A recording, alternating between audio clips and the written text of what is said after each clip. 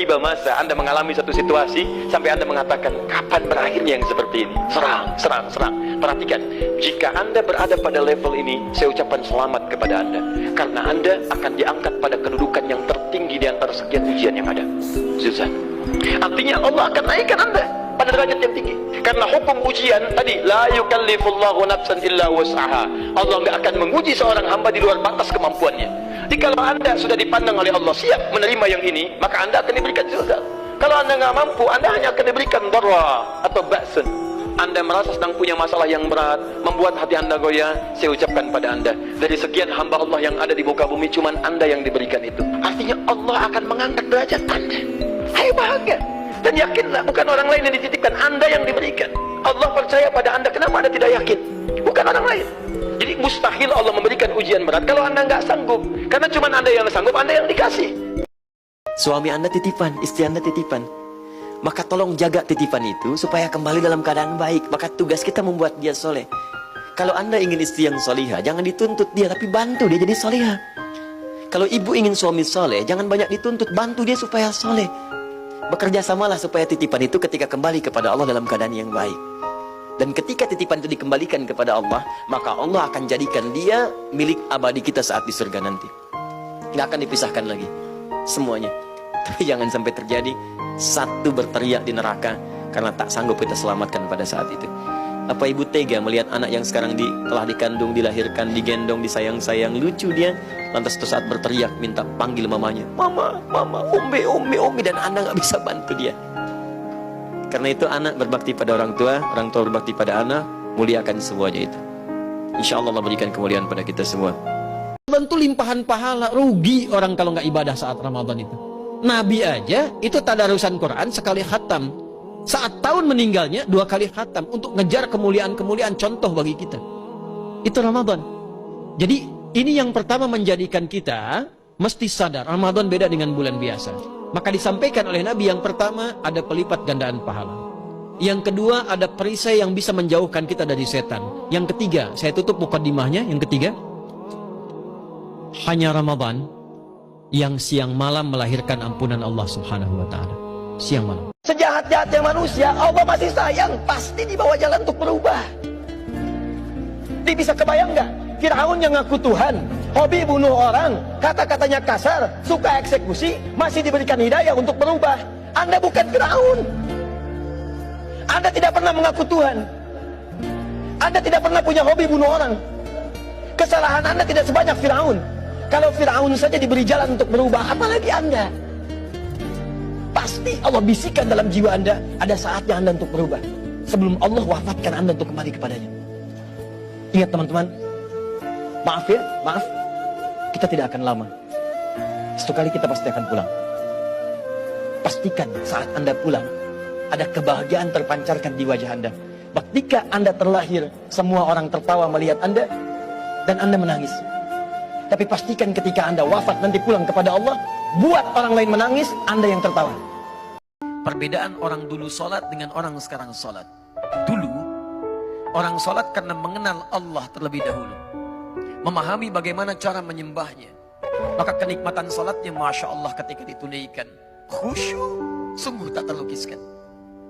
Ada orang ketika sholat tiba-tiba lewat anak panah, dia tidak bergeser sedikit pun dalam sholatnya. Ada orang yang kemudian dalam sholatnya terhulus pedang, dan dia Masya Allah masih meneruskan sholatnya. Sekarang mari kita bandingkan dengan kita.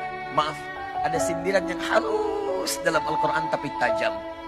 Bahkan ada orang sholat tidak paham, tidak mengerti apa yang dibaca dan dilakukan dalam sholatnya. Coba Anda cek sampai barusan sholat terakhir.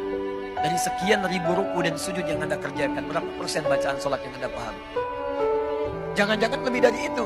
Kita pun tidak sadar bahwa ketika saat sholat, ketika sedang menunaikan sholat, kita dipersaksikan oleh Allah Subhanahu wa ta'ala. Katanya karir pengen diangkat oleh Allah, tahajud aja nggak mampu. Katanya pengen hidupnya mudah, tapi bangun 2 rakaat katanya nggak sanggup. Katanya pengen ditolong oleh Allah, tapi begitu Allah ingin berikan, kamu nggak panggil. Sepertinya apa sih maumu? Setiap datang tahun yang baru, bulan yang baru, baik itu terkait personal kelahiran kita pribadi, ataupun juga tahun berganti dalam berkehidupan, Masehikah itu, Hijriahkah itu, Maka Nabi memberikan satu contoh yang kuat agar setiap datang waktu berganti, jangankan tahun, bahkan setiap detik, koreksi diri kita untuk meningkatkan amal soleh kita, karena itu yang menentukan kebahagiaan dunia dan akhirat kita. Dan selalu kita merasakan di setiap detik itu boleh jadi maut bisa datang menjemput kita. Koreksi diri dari yang salah, tinggalkan segala yang Allah larang, dan kembali kepada jalan kebaikan yang ditunjukkan dalam Al-Quran dan sunnah-sunnah Rasulullah SAW. Semoga Allah menerima apa yang telah kita kerjakan di masa lalu sampai detik ini. Semoga membimbing apa yang akan kita lakukan, dan semoga Jumat kali ini dicerahkan keadaan hati kita untuk menerima taufik Allah dan mengamalkannya dalam kehidupan. Karena itu saya sering katakan begini, teman-teman, hidup kita itu terbatas. Kapan saja kita bisa pulang. Karena itu sudah jangan banyak main-main. Tetapkan mana surga yang ingin kita dapatkan, bekal apa yang sudah kita siapkan berjumpa dengan Allah. Di kadang-kadang banyak persaksian di setiap hari yang bisa kita lihat. Ada yang orang meninggal karena kecelakaan, ada orang meninggal karena virus, ada orang meninggal karena berselisih dan sebagainya. Tapi kan yang kita lihat bukan meninggalnya. Kalau meninggal tuh pasti orang wafat. Sebabnya apa? Ya Allah sekarang perlihatkan kepada kita, ada orang meninggal dalam keadaan bermaksiat. Apa antum pengen begitu? Terus Anda mau ikuti? Anda nonton tayangan bermaksiat, Anda lihat gambar-gambar bermaksiat, terus Anda wafat di situ. Apa mau yang seperti itu? Kalau Anda tidak mau, maka siapkan beramal soleh dari sekarang. Bekerja jauhi yang haram, supaya kalau wafat Anda ada dalam keadaan yang halal. Di rumah tangga, kehidupan, jangan banyak berselisih. Sholat dengan baik, mudah-mudahan wafat dalam keadaan sujud. Ya kalau sebab itu bisa banyak Pak, bisa kecelakaan, bisa orang terpeleset, orang bisa minum, makan sesuatu aja bisa meninggal. Meninggal itu nggak ngelihat sebab, walaupun sebab dipelajari oleh kita supaya tidak terjebak dalam hal yang sama kalau mungkin terjadi kepada kita. Tapi poinnya, ada banyak yang bisa kita kerjakan untuk beramal soleh yang mudah-mudahan saat itu kita berada dalam keadaan yang baik untuk wafat kembali kepada Allah Subhanahu wa taala. Lo nikmati, sayangi, silahkan nikmat. Kata Nabi, nikmati dunia. Senikmat-nikmatnya, senyamannya hidup yang enak, rumah yang nyaman, keturunan yang baik, tapi sholat, baca Quran, karena kita pulang. Dan amal kita yang kita bawa bukan rumah kita. Tunjukkan pada saya, mana orang wafat yang bawa rumahnya? Tunjukkan. Mana orang wafat yang bawa handphonenya? Mana orang wafat bawa kerudungnya? Mana orang wafat bawa koleksi pakaiannya? Nggak ada. Kita pulang bawa amal kita. Ini saya tuh kadang-kadang sampai sekarang masih bingung. Orang tuh tahu mau wafat tapi nggak siap-siap. Kita tahu mau meninggal tapi masih main-main. Silakan kita nikmati semua pekerjaan kita, tapi beramal. Harta, ayo sekaya-kayanya. Jangan nanggung jadi orang paling kaya.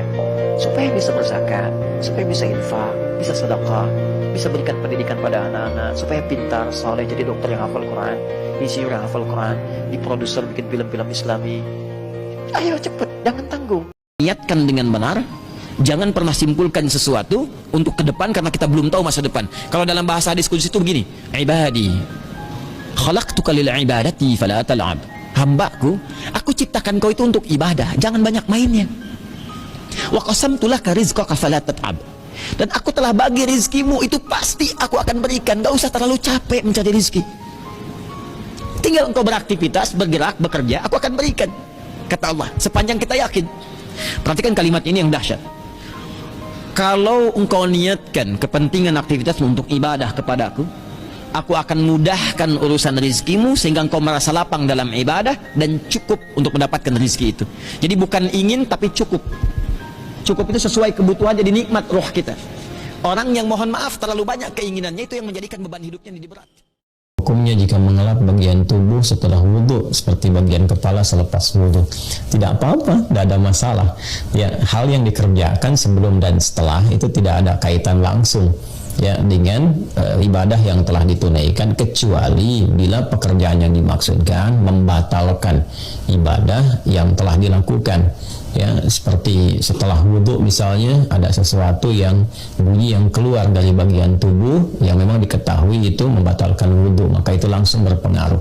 Maka tugas kita untuk mengetahui perbuatan-perbuatan apa saja yang sekiranya bisa membatalkan ya, atau dipandang makruh ya, atau bahkan mubah, tidak ada pengaruh sama sekali. Ya, setelah wudhu misalnya akan sholat, makan makanan tertentu yang mengandung bau-bau yang tidak disukai. Ya, seperti makan jengkol misalnya ya, atau makan pete misalnya. Nah, hal demikian itu sifatnya nanti makruh bila dibawa dalam sholat, bahkan nanti bisa masuk kepada hukum yang kalau terketat tertentu bisa dipandang membatalkan dan berwudu kembali bila memang dalam konteks menunaikan sholat itu baunya terlampau ekstrim sehingga memengaruhi kepada kehusyuan. Itu contoh misalnya dari yang tadi membatalkan kemudian makruh. Nah sekarang hal-hal yang diperkenankan yang boleh tidak ada masalah, seperti mengelap misalnya kan, air yang telah menempel di bagian tubuh setelah kita berwudu apakah diperkenankan? Boleh-boleh saja. Ada sebagian yang berpikir dalam untuk membiarkan itu sehingga merasakan air-air wudu itu meresap, kemudian juga menampakkan aura kebaikan dan sebagainya. Itu kan rasa-rasa tertentu yang tidak terkait dengan hukum-hukum tertentu.